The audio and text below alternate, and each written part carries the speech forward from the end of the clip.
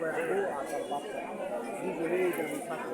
একটা বাচ্চা দিয়ে দিয়ে মায়া আর একটা মায়া মারতে যাকে হত্যা করা হয়েছে তার সন্তান মারতে চায় এখন পর্যন্ত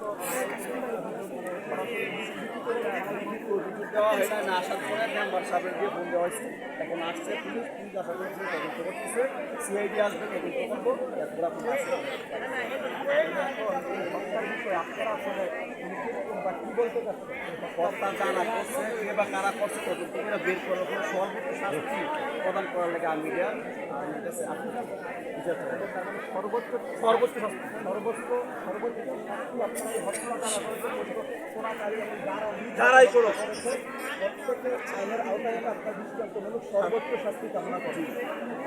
তবে আপনি তো মানে যে যাকে হত্যা করা হয়েছে তার আপনি মানে মূলত দেবর নন খালাতো ভাই, আপনি খালাতো ভাই।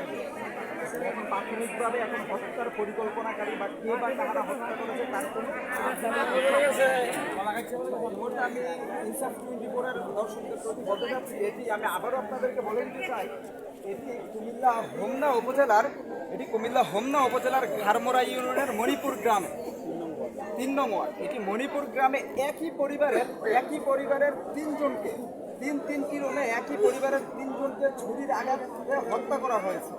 এখানে এর মধ্যে হত্যা করা হয়েছে। এখানে আমরা বিভিন্ন নানা পেশাজীবীর মানুষ এখানে ভিড় করেছে, বিভিন্ন এলাকা থেকে হোমনা উপজেলা থেকে আইন শৃঙ্খলা বাহিনী এখানে এই মুহূর্তে উপস্থিত আছে। আইন শৃঙ্খলা বাহিনী পর্যবেক্ষণ করছে ঘটনাকে।